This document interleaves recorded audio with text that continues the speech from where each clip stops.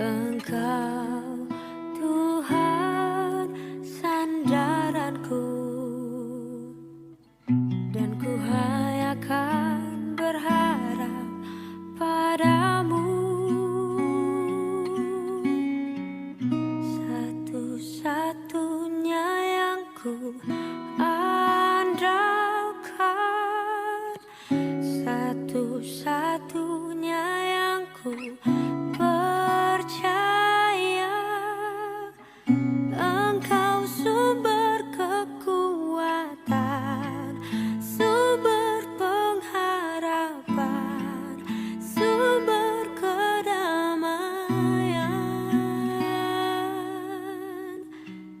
Satu-satunya yang ku andalkan, satu-satunya yang ku percaya.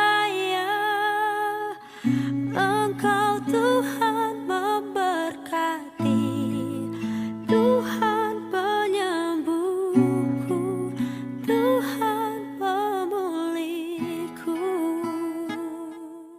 Shalom, saudara yang dikasihi Tuhan Yesus Kristus, kembali kita bertemu dalam sapaan firman Tuhan pada hari ini, dalam sapaan pagi GBKP Klasis Jakarta Kalimantan. Kiranya kasih Tuhan Yesus Kristus menyertai kita dimanapun kita pada hari ini. Sebelum kita mendengarkan firman Tuhan, mari kita bersatu di dalam doa. Kita berdoa. Bapa yang kami kenal dalam nama Yesus Kristus, kami bersyukur buat kasih Tuhan yang senantiasa menyertai kami sampai hari ini. Terima kasih Tuhan, kami sudah siap mendengarkan firman-Mu. Berfirmanlah Tuhan Yesus melalui hamba-Mu yang menyampaikan pada saat ini. Dalam Yesus kami berdoa, amin. Saudara yang dikasihi Tuhan, firman Tuhan yang menjadi renungan kita diambil dari 1 Tesalonika 2 ayat 9. Demikian firman Tuhan bagi kita.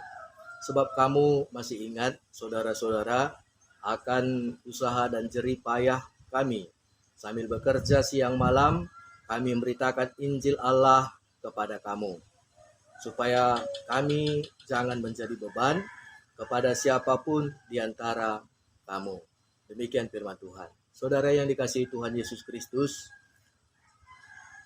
Jemaat Tesalonika merupakan buah dari pelayanan penginjilan Paulus dan Silas, di mana meskipun mereka hanya 3 minggu melayani di Tesalonika, tidak sedikit orang-orang percaya kepada Yesus, bahkan orang Yahudi.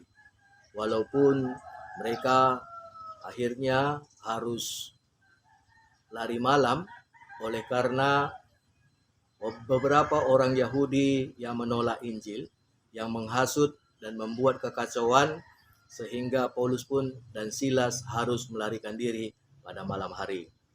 Pada awalnya, Rasul Paulus merasa misinya ke Tesalonika gagal karena jemaat masih muda, baru mendengarkan berita mengenai Kristus. Namun dalam perjalanannya Paulus mendapatkan berita bahwa jemaat yang ada di Tesalonika tetap teguh iman kepercayaannya kepada Tuhan Yesus. Meskipun mereka harus menghadapi banyak penderitaan, mereka tetap setia melayani Tuhan dan meninggalkan berhala-berhala yang mereka sembah sebelumnya. Namun, Paulus juga mendengar di mana beberapa jemaat yang ada di Tesalonika menjadi malas bekerja oleh karena mereka setia memegang teguh pengharapan janji kedatangan Kristus kembali, di mana mereka tafsirkan kata segera itu bahwa tidak lama lagi. Jadi mereka hanya memegang teguh tanpa lagi bekerja.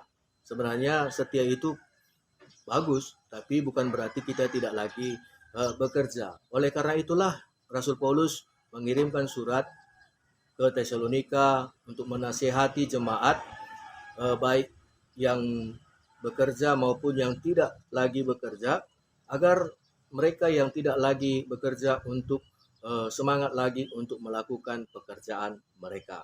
Bila kita membaca dalam 1 Tesalonika 2 ayat 9 tadi, Paulus mengingatkan jemaat agar tetap bekerja. Sama seperti halnya yang dilakukan Paulus ketika mereka ada di tengah-tengah mereka.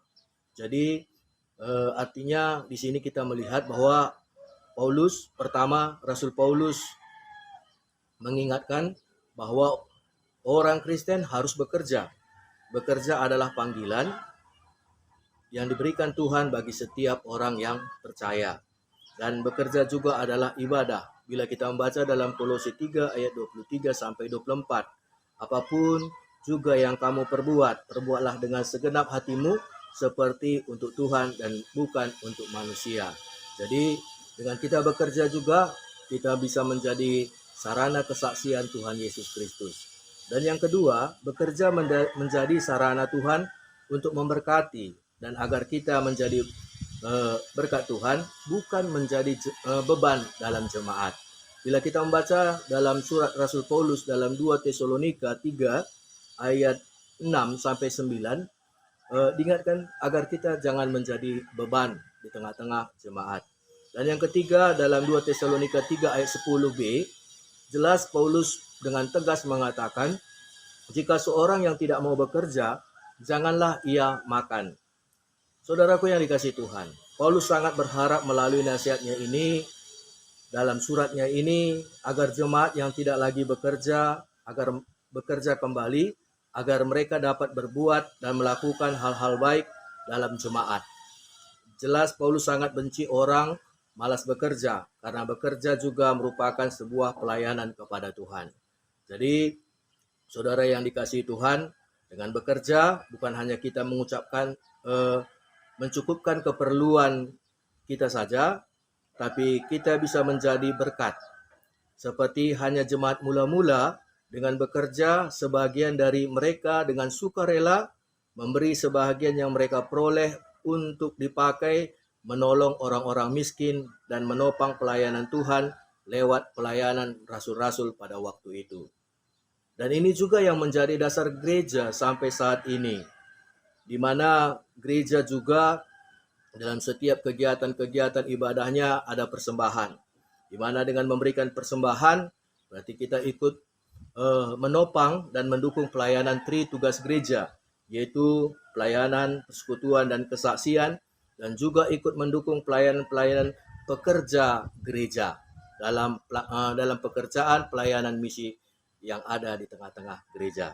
Jadi kesimpulan dari firman Tuhan pada hari ini, saudaraku yang dikasihi Tuhan, pekerjaan adalah juga merupakan pelayanan, karena dengan kita bekerja, kita ikut berpartisipasi dalam menopang pelayanan dengan memberi persembahan, sehingga pekerjaan pelayanan gereja pun bisa berjalan dengan baik.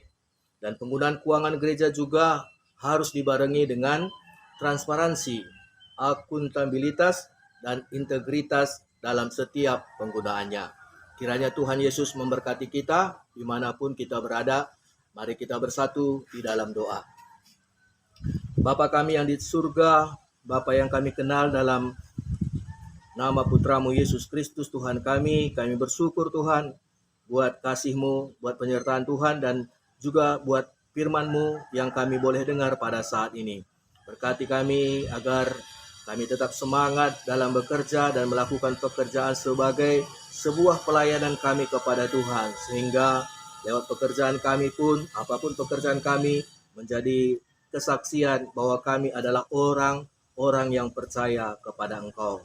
Berkati anak-anak Tuhan yang telah mendengarkan firman-Mu, dimanapun mereka berada pada saat ini, kiranya kasih karunia Tuhan tetap menyertai dan memberkati kehidupan mereka, iman mereka, dan pekerjaan mereka. Dan juga kami juga berdoa Bapa, biarlah sepanjang kehidupan kami hari ini, boleh semua itu untuk memuliakan nama Tuhan. Bapa, kami juga berdoa buat pelayanan gereja Tuhan yang ada di GBKP Banjarmasin. Biarlah kiranya Tuhan memberkati pelayanan yang ada di GBKP Banjarmasin. Tuhan memberkati semua hamba Tuhan yang ada, pendeta yang melayani di GBKP Banjarmasin. Tuhan memberkati sehingga lewat pelayanan mereka nama Tuhan tetap terpuji.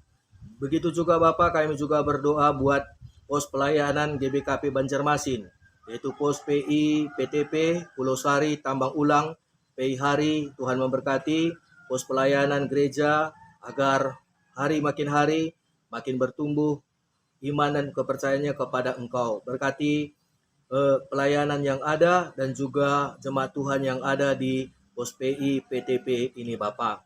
Berkati setiap pekerja yang melayani di pos PI ini sehingga mereka tetap semangat untuk melayani Tuhan.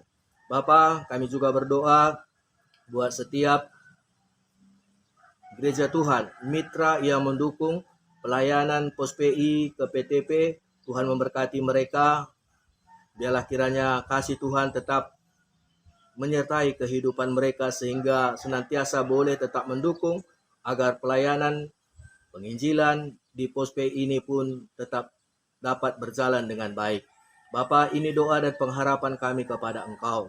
Terimalah doa kami yang tidak sempurna ini, sebab kami datang berdoa melalui Putramu Yesus Kristus Tuhan kami. Mari kita bersatu dalam doa seperti yang diajarkan Tuhan Yesus. Kita berdoa. Bapa kami yang di sorga, dikuduskanlah namamu. Datanglah kerajaan-Mu, jadilah kehendak-Mu di bumi seperti di sorga. Berikanlah kami pada hari ini makanan kami yang secukupnya. Ampunilah kami akan kesalahan kami, seperti kami juga mengampuni orang yang bersalah kepada kami. Janganlah membawa kami dalam pencobaan, tapi lepaskanlah kami daripada yang jahat. Karena Engkaulah yang punya kerajaan dan kuasa dan kemuliaan sampai selama-lamanya.